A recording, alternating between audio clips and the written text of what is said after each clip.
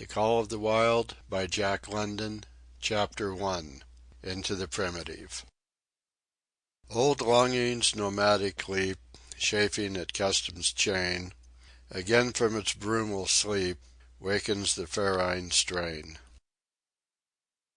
Buck did not read the newspapers, or he would have known the trouble was brewing, not alone for himself, but for every tidewater dog, strong of muscle and with warm, long hair, from Puget Sound to San Diego.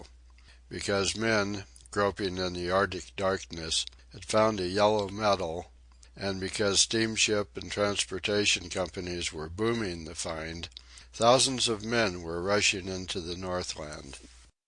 These men wanted dogs, and the dogs they wanted were heavy dogs, with strong muscles by which to toil, and furry coats to protect them from the frost. Buck lived at a big house in the sun-kissed Santa Clara Valley. Judge Miller's place, it was called. It stood back from the road, half hidden among the trees, through which glimpses could be caught of the wide, cool veranda that ran around its four sides.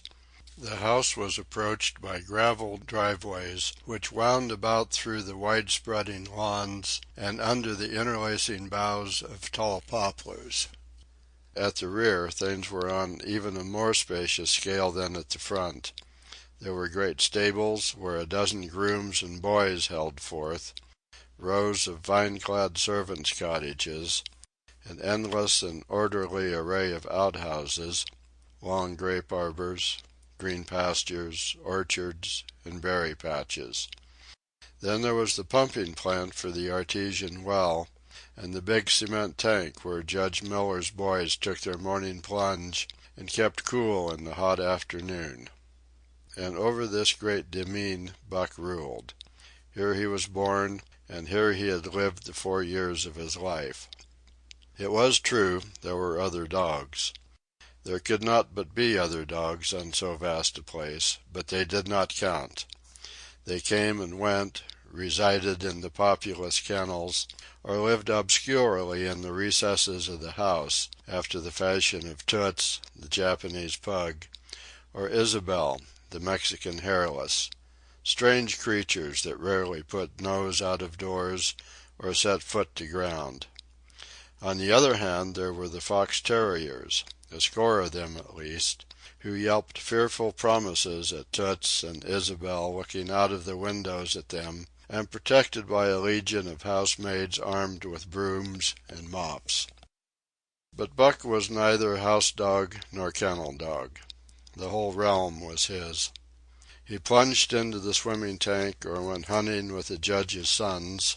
He escorted Molly and Alice, the Judge's daughters, on long twilight or early morning rambles. On wintry nights he lay at the Judge's feet before the roaring library fire. He carried the Judge's grandsons on his back, or rolled them in the grass, and guarded their footsteps through wild adventures down to the fountain in the stable yard, and even beyond, where the paddocks were and the berry patches. Among the terriers he stalked imperiously, and Toots and Isabel he utterly ignored, for he was king. King over all creeping, crawling, flying things of Judge Miller's place, humans included. His father, Elmo, a huge St. Bernard, had been the Judge's inseparable companion, and Buck bid fair to follow in the way of his father. He was not so large. He weighed only 140 pounds, for his mother, Shep, had been a Scotch shepherd dog. Nevertheless, 140 pounds, to which was added the dignity that comes of good living and universal respect, enabled him to carry himself in right royal fashion. During the 4 years since his puppyhood he had lived the life of a sated aristocrat. He had a fine pride in himself, was even a trifle egotistical, as country gentlemen sometimes become because of their insular situation. But he had saved himself by not becoming a mere pampered house dog. Hunting and kindred outdoor delights had kept down the fat and hardened his muscles, and to him, as to the cold-tubbing races, the love Sample complete. Ready to continue?